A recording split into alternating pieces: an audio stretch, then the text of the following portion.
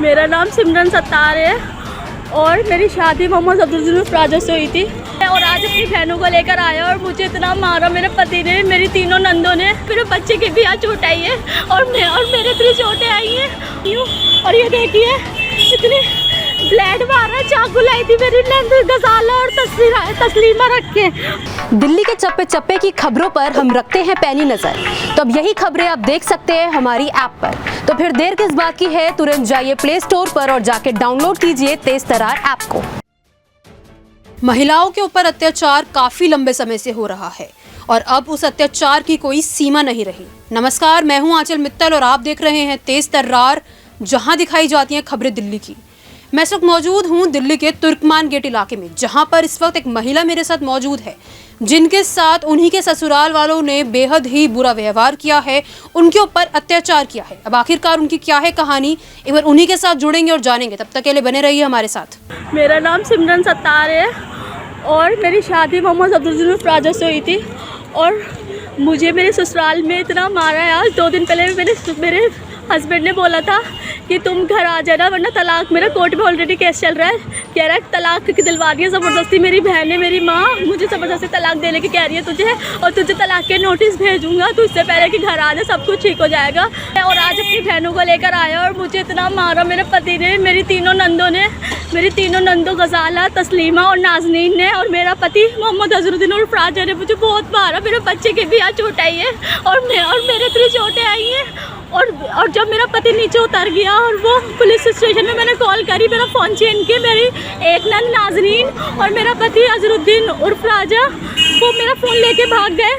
Phone छीनते में मेरे हाथ पे भी खरोंचे आई हैं और मैं बड़ी मुश्किल में, मुझे बोलते कि तुम्हें घर आना पड़ेगा, मेरे अपने वाले घर पे आकर तू ना किसी को, रघुबीर नगर वाला घर में तू ना 2-3 दिन रही हो, मैं 2-3 दिन बाद आ जाऊँगा और मैं तेरा सारा खर्चा भी उठाऊँगा, सब कुछ करूँगा, आराम से रह। मैं ना आता जाता रहूँगा वहाँ पर भी। और क्योंकि ना वहाँ पे एक कमरा खाली हो रहा है, मुझे नहीं पता था मैम, वहाँ पे सारे किराएदार ही रहते हैं, मुझे नहीं पता कमरा कौन सा खाली हो रहा है। एक कमरा खाली हो जाएगा 31 जनवरी को, तू वहाँ जाकर रह ले। मुझे छोड़ दिया वहाँ और चले गए, कह रहे हैं बेफिक्र होकर रहे, 2 दिन बाद आऊँगा, ऐसे करके। मुझे यकीन था कि 2 दिन बाद आ जाएंगे और मैंने कहा देखो साथ देना, मुकर मत जाना अपनी बहनों के साथ में, तुम बहनों के साथ में मुकर जाते हो। मैम वहाँ पर मैं रही 1 तारीख की रात को, 1 तारीख से रह रही थी। 2 तारीख को मैम वो अचानक से अपनी बहनों को लेकर आते हैं और नीचे गली में उनकी बहनें शोर मचाने लगी, गाली गलौज करने लगी। तो मैम मुझे नहीं पता था कि, मुझे तो यही लगा कि बहनें कर रही हैं, हस्बैंड तो साथ ही देंगे, अभी हस्बैंड आ जाएंगे ना फिर ये मेरा साथ ही देंगे। मैं ऊपर से देख रही थी, बहुत गाली गलौज, बहुत गंदी गाली गलौज करी। मैम अचानक से चारों ऊपर आ जाते हैं और एक पुलिस साथ लेकर, पुलिस भी साथ होती है, पुलिस भी साथ होती है। और मैं इसको लेके बैठी थी तो मैं कहने लगी क्या हो रहा है, तो मुझे लगा बहनों ने करा होगा पुलिस वगैरह सब।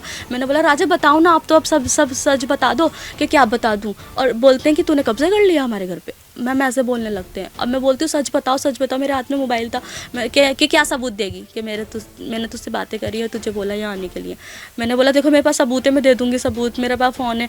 मैम बस इतना बोलना गलत हो गया क्योंकि मैंने वीडियो भी ऑन कर ली थी कि पुलिस लेकर आई है और गाली गलौज आके मैम मेरे मुँह पे अपना पर्स मारा, आते ही मारना शुरू। जो निशान है उस वजह से ही हुए? नहीं, ये ब्लड से मारे हैं। ये तो ब्लेड से मारे आपको? जो एक ब्लेड लाई हुई थी मेरी नंद, वो भी उनके ऐसे पैर के बैठ गई थी ना, तो पैर में दबा के बैठ गई थी, तब देखा है। मम्मी की निगाह पड़ी है बाद में। मैम आते ही मार पिटाई करनी शुरू कर दी, इसके थप्पड़ मारा, मेरी बुआ का हाथ पकड़ के घसीट के उनके पैर पकड़ के घसीट के कमरे से निकाल दिया। और मैंने जैसे ही फिर कॉल करी, मैंने कहा राजा मुकरो नहीं, कह रहा है नहीं वो झूठ बोल रही है। अपनी बहनों से कह लगा ये झूठ बोल रही है, इसकी बात का यकीन मत करना। वो बिल्कुल यकीन नहीं कर रही थी। एक पुलिस वाला खड़ा था, हंस रहा था, बोल रहा था निकलो इनके घर में से, तुम कैसे बैठ गई। मैंने कहा राजा ने बोला है, मेरी ससुराल है, मेरी सास का, मेरे हस्बैंड का घर है और मेरी नंदे कैसे निकाल सकती हैं। मैम इतना सब कुछ हो रहा था, मेरी बुआ निकाल दी। जैसे ही मैंने 112 पे कॉल की, मैंने मदद चाहिए कि पुलिस आ जाए, मेरी बात हुई। उसके बाद मैं वीडियो बनाती तो मैम फ़ौरन से मैम इस हाथ पे, एक हाथ में मेरा बेबी था, इस हाथ पे मैम सब लपेट गए थे, तीनों नंदे और मेरे हस्बैंड। फ़ोन दे और मैम फ़ोन छीन के मेरे हस्बैंड और मेरी नंद नाजनीन फ़ोन लेके उतर गए। गजाला और तस्लीमा वहाँ बैठी रही।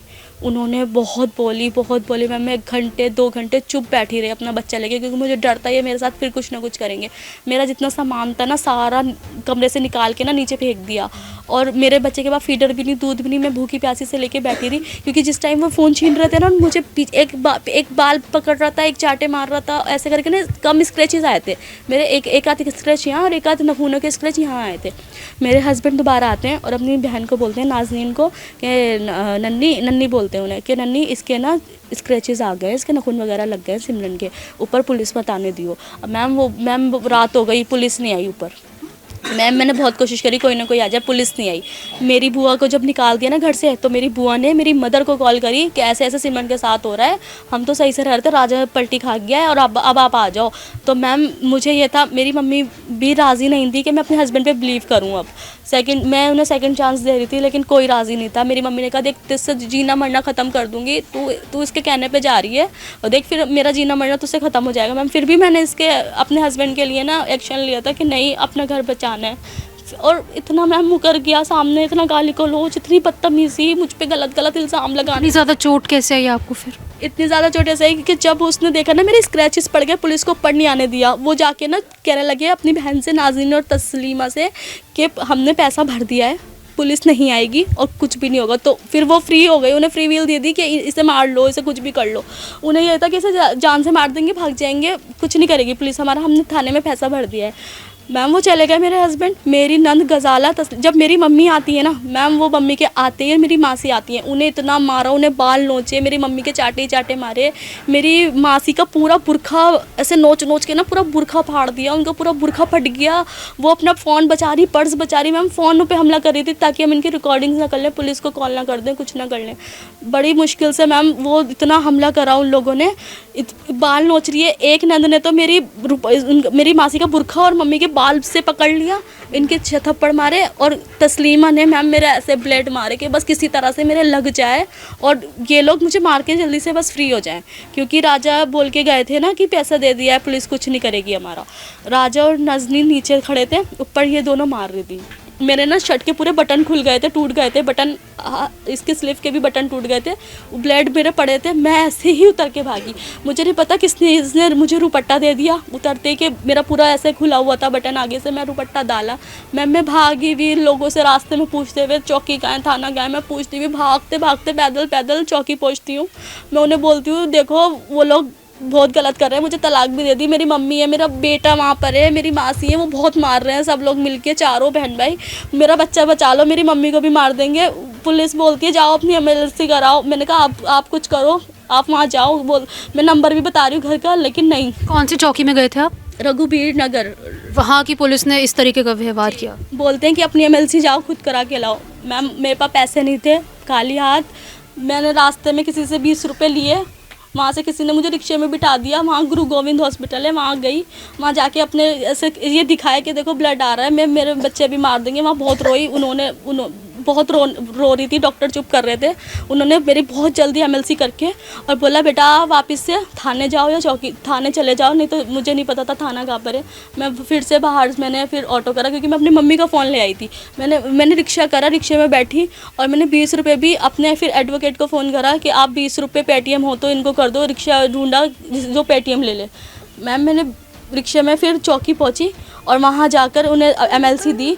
जब जाके उन्होंने मेरे बयान, और वो खुद लिख रहे थे बयान, मैंने बोला सर मैं खुद लिख लूँगी, आप बस मेरी मम्मी को, मेरी मासी और मेरे बेटे को वहाँ से बचा लो, वो लोग मार देंगे।